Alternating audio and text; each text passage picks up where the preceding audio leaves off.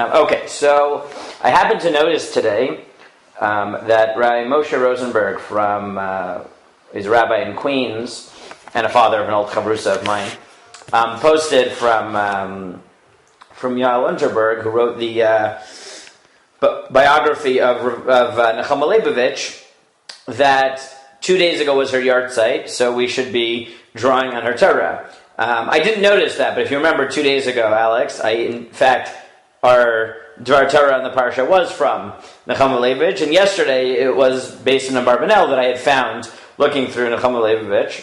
So, since it is the week of her yahrzeit, if I was Hasidish, I'd say is Hashgacha Pratis. Now I'll just say it could be Hashgacha Pratis. I don't know. I don't know. I don't claim such knowledge, but it definitely was a good thing, and I do enjoy her work thoroughly. So I'll draw on her again. So one of the mitzvot that we have in this week's parsha, which is a bit odd, and the sugyot are quite odd as they go, is the Terumat Hadeshen. There is the specific mitzvah of removing the ashes from the mizbeach to clean it up from the previous day in anticipation of the new day. And the lumdus there is quite complicated. Ellie, maybe you'll remember, but one of our first Shiurim Kadshim last year, we did the nature of the avodah of the Kohen Gadol on Yom Kippur, and we noted that one of the most complicated figures within that is the Terumat Hadeshen, because the Terumat Hadeshen is, as the Gemara says, in a certain sense, is avodah l'sha'avar. Right? It's avodah that you do on the day, but it is counted in a certain sense, the avodah from the day before, because that's what it is. It's cleaning up. Yes, we're doing Parsha now. Someone texted me, are we doing Parsha now? Yes. So again, the lumdus is fascinating in that sense. But to pick up on that point from the Gemara, in a hashkafic sense, right? Again, the Gemara derives certain halachic principles from this, and this is part of that question of whether, even if you think that the Kohen Gadol needs to do the entire avodah during the day, not just the avodah Yom Kippur, but other avodah, why Terumat Hadeshen might be exceptional, again, because it's done today, but it's really yesterday's avodah. That interesting concept, and the fact that cleaning the mizbech is itself an avodah, which is a chiddush, right? You might just have said, okay, eventually I have to clean it up, of course. But the fact that that's actually a halacha, that I have to clean it up, and that takes on the status of avodah, is fascinating. So Nechama Leibowitz here points to Reb Hirsch, who says, I'll read her summary, the English translation anyways of her summary, that the daily service begins with the lifting of the ashes, the Terumat Hadeshen, recalling the previous day's service and their unfailing remembrance before God.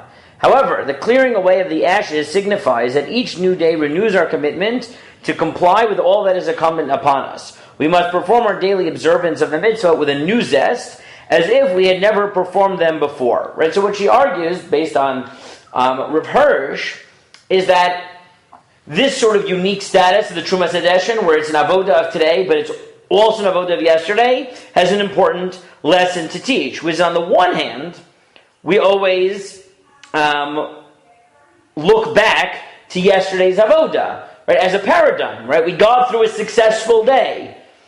That ability to look back at success and say we kept the mitzvahs, did what we were supposed to, we know what we're supposed to do, that grounds us for the future. That's important. That's how we start our day. But on the other hand, the fact that the way we start our day is not just like by remembering yesterday, but cleaning it off and starting new, reminds us that on the other hand, it can't just be monotony, where I'm just doing what was yesterday. It's that I am starting with a fresh slate. And the fact that the first mitzvah of the day is to acknowledge yesterday, while cleaning it off in preparation for today, it captures that dichotomy. And then she continues, and he shall carry forth the ashes the relics of the previous day's ritual must be removed before the new day's ritual can begin in a clean and renovated place. This explains the insistence of effecting the removal of the ashes, the residue of the previous day, in worn out and old clothes. One must not regale oneself in pomp for that which belongs to the past. It is superseded by the present mitzvah that each day bids us observe. Right? So then she takes it farther and notes that one of the halachot of the Terumat Hadeshen is that he has to switch clothes.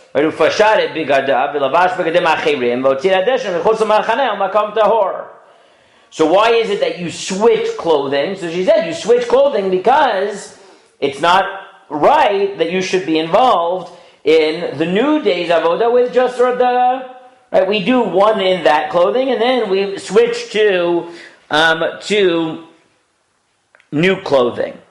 Rashi just says, right, quoting Chazal, that the reason you switch clothing is because it's just not right that you should soil your hands while removing the ashes and then use the same thing for the avodah. Right? That's actually, this isn't just like a hashkavik thing, that's the halacha. You have to wear different clothes, though Torah Kohanim, right, the Tanaim, point out that even the clothes that you use for the avodah of the Terumat Hadeshen have the status of Big Day Kahuna, even if they're not the Big Day Kahuna you can use for everything else. So I think that you see both in the halacha and the hashkafa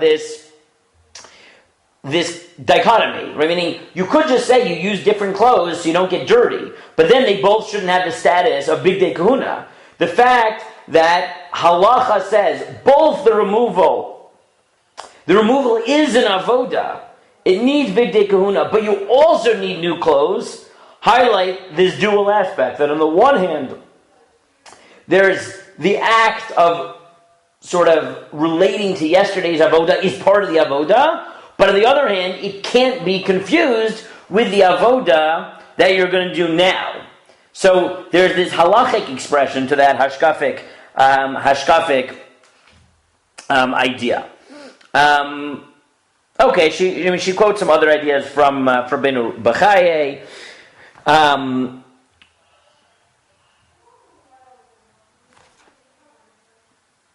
We still have a few minutes. Okay, she quotes two passages from Rabbeinu Bechaye. One is, why do we use better clothes for the avodah, right? If it's Big Day Kahuna for the Terumat Hadeshen, so why do we bother switching? They're both Big Day Kahuna. Why switch to better ones? So he said that points to the general lesson that we need to do religious activity in the most beautiful way possible, and that's especially true in the Mikdash. So even if it's true that technically both Begadim are Big Day Kahuna, the fact that there's Big Day Kahuna for cleaning the Mizbeach and different Big Day Kahuna for the Avodah highlights the fact that it's not just enough to formally tick the box off that this is Big Day Kahuna. It shows that there's a value in doing it in the most beautiful way possible. And then she notes that Rabbeinu Bechaye may give us a key to understand also why, though, we dafka use the lesser begadim. Why we use begadim at all. She notes that the Big Day Kahuna are meant to focus the Kohen Gadol and help him humble himself, which is why dafka when he goes into the Kodesh HaKadashim, he doesn't wear Big Day Zahav, he only wears Big Day Lavan, because when he needs to be the most humble, we don't let him wear all his glorified clothing. But from this, she points out, right, that even the change of the clothes, if the whole point of the Big Day Kahuna in general are to get him into the right mindset, so it makes sense that you might switch Big Day Kahuna when there's meant to be a change in mindset. So I think all those ideas are some of the lessons from the Terumat Hadeshen. And again, the fact that the Big Day Kahuna are supposed to humble him and help him get into the right mood, and therefore you switch. The fact that relating to the avodah of yesterday, even if it's just cleaning up, is itself in avodah, because there is that importance to connecting to the avodah before, but it's not the same as today's, and the first thing you do in the morning is to start anew, and that requires new begadim, because Rabbi Bechaye says the mitzvah would have to be done in the most beautiful way possible. So those are a few more ideas that she strings together for the Terumat Hadeshen.